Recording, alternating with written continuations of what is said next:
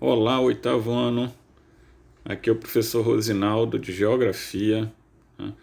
Vamos iniciar nossos conteúdos deste ano.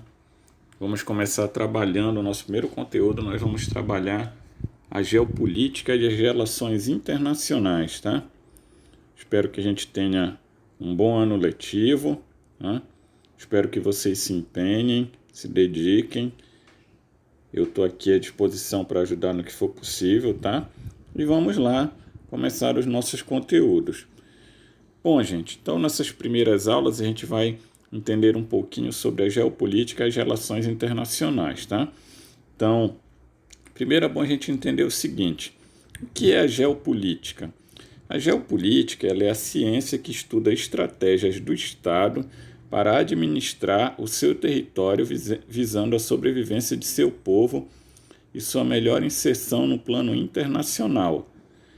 E aí, então a geopolítica ela tenta estudar as estratégias dos estados, mas aí quando eu uso a palavra estado, eu não estou falando de uma unidade da federação, eu estou falando de países, né? Então a estratégia dos países para administrar o seu território, para que esses países consigam a sobrevivência do seu povo e a melhor inserção do seu povo no cenário internacional, tá? E aí a geopolítica, nos estudos da geopolítica, para compreendê-la melhor, é necessário nós entendermos alguns conceitos chaves dessa ciência, que são 4 conceitos: o conceito de Estado, de nação, de território e de país, tá? Porque quando a gente vai estudar as relações entre os países e estudar dessa maneira a geopolítica, é bom a gente entender que, apesar de nós vivermos num planeta que tem dezenas de países, em torno de 200 países, hora ou outra surge um novo país, países entram em guerra, países têm conflitos diplomáticos, hora ou outra algum país não concorda com a ação ou com a decisão de outro país. Então, muitas vezes esses desentendimentos levam até a países entrarem em conflito direto armado, ou seja, a entrar em guerra, né? Quando dois países entram em guerra, isso mexe com a autonomia política de um país. Todo país possui um território, que nós vamos já ver o que é. Quando um país não respeita um outro e invade o território desse outro país, isso gera uma guerra e gera, consequentemente, uma crise entre esses dois países, que pode gerar até consequências mais graves. As guerras geram mortes, as guerras geram perdas econômicas, né? Então, a geopolítica ela é uma parte da geografia e ela tenta, através do estudo desses 4 conceitos, Estado, nação, território e país, entender as relações internacionais, tá? E é bom a gente saber o seguinte também, que no mundo hoje nós temos em torno de 200 países, mas isso não quer dizer que o mapa mundi ele não muda, ao contrário, ele muda constantemente. O mapa mundi não é algo imutável. Nas últimas décadas, vários foram os países que surgiram no mundo, e quase sempre por conta de conflitos envolvendo nações e até mesmo de conflitos envolvendo as populações de um próprio país, né? Então, falando um pouquinho aqui primeiro do conceito de Estado, o Estado, a gente diz que o Estado é o ordenamento jurídico que regula a convivência dos habitantes de um país, tá? Então, o Estado é uma entidade que organiza politicamente a convivência dos habitantes de um país. Todo Estado possui dentro de si aquilo que nós chamamos de governo, né? Para o Estado funcionar, é necessário que haja um governo. O governo é a forma como esse Estado vai se organizar. Então, o governo ele é formado por, a gente diz que por 4 poderes e mais as Forças Armadas. O poder legislativo, que produz as leis, o poder executivo, que coloca essas leis em prática, e o poder executivo, que garante a execução, e o poder judiciário, ou melhor, que garante a execução dessas leis. Então, poder legislativo, cria as leis, o executivo coloca as leis em práticas e o judiciário faz as leis serem cumpridas, tá? E as forças armadas, que são responsáveis pela defesa do território de um país.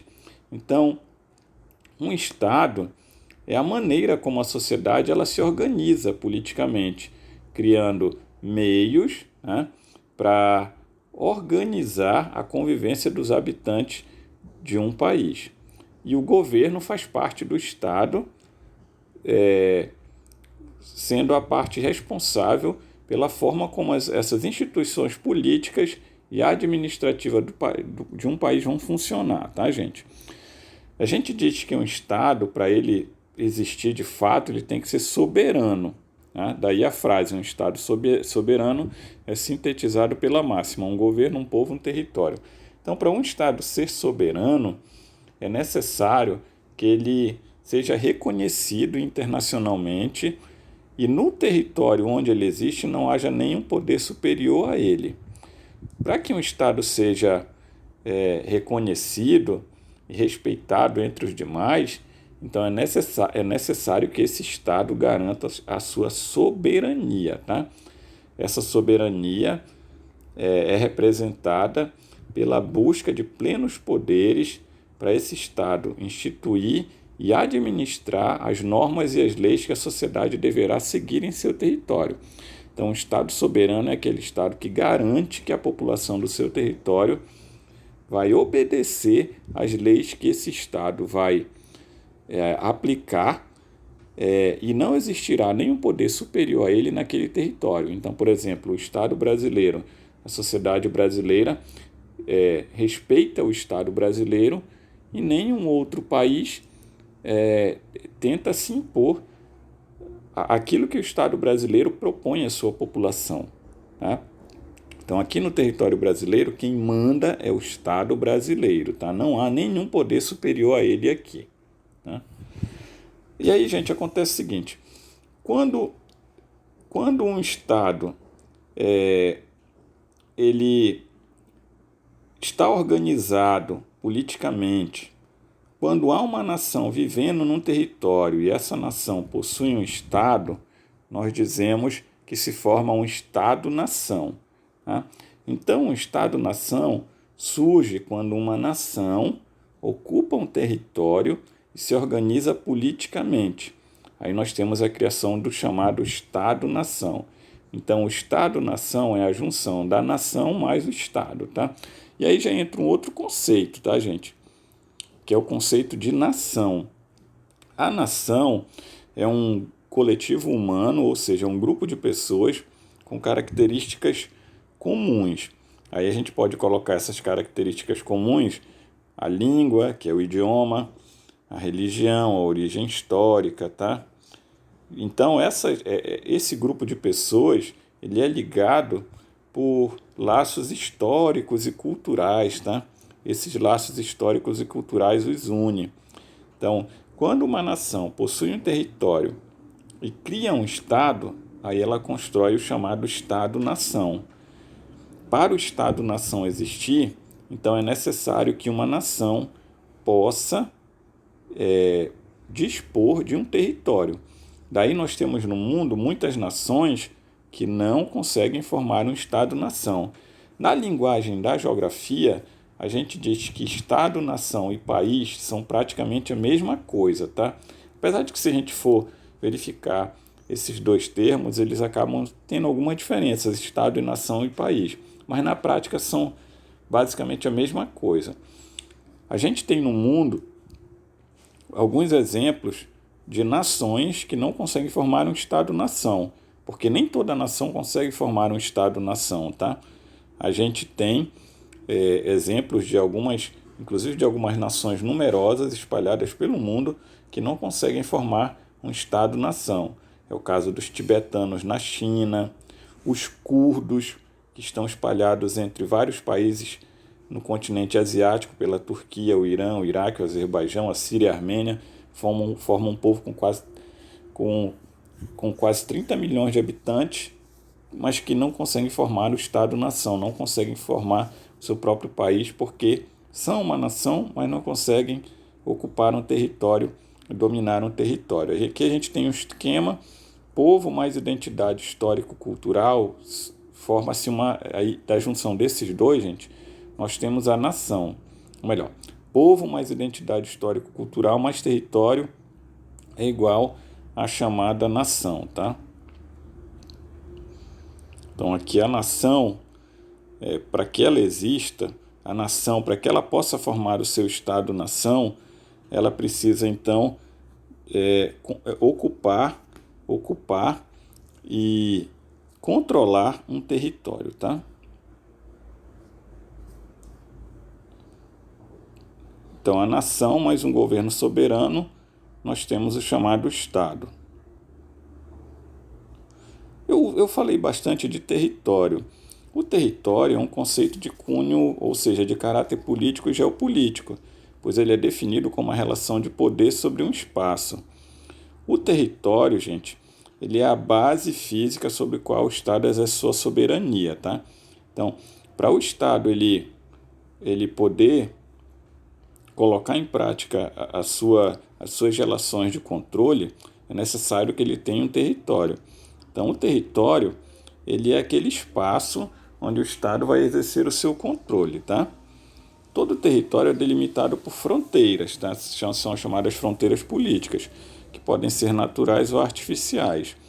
O território é o espaço que sofre o domínio do poder ou influência dos agentes políticos, econômicos e sociais, tá? Segundo o conceito aqui de território. Voltando aqui, o território, gente, ele possui uma estrutura, né? Ele possui uma estrutura. Essa estrutura do território é constituída basicamente de 5 elementos. O território, ele é formado pelo o solo, onde as pessoas vivem, tá? O território é formado também pelo subsolo, tá? O território é formado também pelo espaço aéreo. O território é formado também pelas ilhas, se um país tiver ilhas, e é formado também pelo território marítimo, que é a parte do oceano, aqueles países que são banhados por um oceano, como por exemplo o Brasil é banhado pelo Oceano Atlântico. Então parte do Oceano Atlântico que banha o Brasil pertence ao território brasileiro, é o chamado território marítimo brasileiro. E assim, cada país que é banhado por um oceano dispõe também do seu chamado território marítimo, tá? Então, o Estado-nação é quando uma nação ocupa um território e se organiza politicamente, tá, gente? Então, para um Estado-nação existir, é necessário que uma nação ocupe o território e crie um Estado. O país, que eu falei que é praticamente a mesma coisa que Estado-nação, é um território politicamente delimitado, com unidades político-administrativas, moeda própria, reconhecimento internacional e, em geral, habitado por uma comunidade com história própria. Todo país tem um Estado constituído e uma Constituição, tá? Então, o país é quase o mesmo conceito de Estado-nação. A diferença é que o conceito de país é um conceito mais amplo, porque quando se fala de país, nós estamos falando de um espaço que tem suas fronteiras políticas, tem um Estado existente ali, mas também tem uma moeda própria, é reconhecido internacionalmente, né? Então é um conceito um pouco mais amplo. As relações entre os países são regulamentadas por tratados e acordos que podem ser bilaterais ou multilaterais. As relações internacionais entre os países, elas funcionam de uma maneira bilateral ou multilateral. Bilateral é quando dois estados fecham um acordo entre si para estabelecerem relações de diversos interesses na área do comércio, da segurança internacional, tá? Essas relações bilaterais, elas permitem alianças, tá? Que podem ser ali de países próximos uns dos outros, podem ser entre países de continentes diferentes, tá? Já as relações multilaterais, elas envolvem 3 ou mais estados. E, geralmente, esses acordos multilaterais, eles se caracterizam pela obrigatoriedade de adesão a regras por todos os participantes, tá? Hoje nós temos organizações internacionais que são organizações internacionais multilaterais, que obrigam os países que pertencem a essas organizações a estabelecer determinadas regras, tentar colocar em prática determinados fundamentos, como, por exemplo, a manutenção da paz, a proteção ao meio ambiente, o respeito aos direitos humanos, né? Aqui a gente tem o Brasil, o território brasileiro, tá? O Estado-nação brasileiro, o país Brasil, tá? Aqui a gente tem os símbolos do Estado-nação brasileiro, porque todo Estado-nação tem seus símbolos, em especial aqui o mais conhecido deles, a bandeira. E aqui eu acabei de falar para vocês, tá? Que as relações entre os países, elas funcionam através de acordos bilaterais ou acordos multilaterais. Tá? E na área multilateral, o organismo mais importante que nós temos, reunindo os países, é a ONU, a Organização das Nações Unidas, que foi criada logo após a Segunda Guerra Mundial, em 1945. Né? Além dela, a gente pode destacar outros dois importantes organismos multilaterais internacionais, que são o Banco Mundial e o FMI, Fundo Monetário Internacional, sendo que esses dois atuam mais em questões econômicas, tá?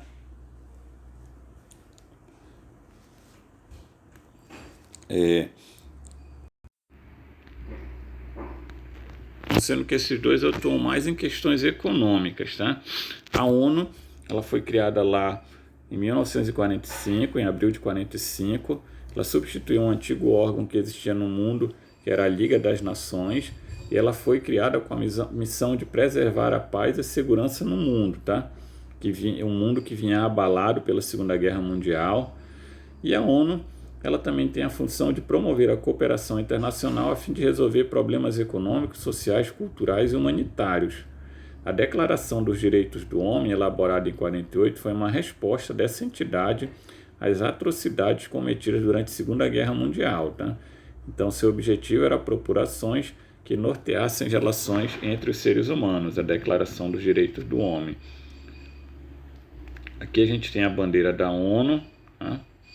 Como se fosse um mundo visto de cima, para que nenhum país tenha mais importância do que o outro dentro da ONU. E a ONU, ela tem uma estrutura, atualmente ela conta com mais de 190 países, ela tem uma Assembleia Geral, né, que reúne todos os países, por meio de comissões econômicas, programas especiais, né? E essa entidade, ela também tem diversas agências que são voltadas para temas específicos, como saúde, trabalho. As principais agências aqui a gente tem a Unicef, a FAO, a Unesco, a OIT, a OMS, a Organização Mundial do Comércio, a OMC. Então a ONU é o principal órgão multilateral internacional, um órgão que atua em diversas frentes, tá, gente? Bom, vocês vão dar uma lida no assunto, tá? Nas páginas do livro que eu vou postar aqui no grupo. Qualquer dúvida vocês podem entrar em contato comigo no grupo, tá? Ou melhor, no meu privado. Vocês podem entrar em contato comigo no meu privado. Desde já um abraço, não deixem de fazer a atividade e qualquer coisa eu estou à disposição, tá, gente? Se cuidem.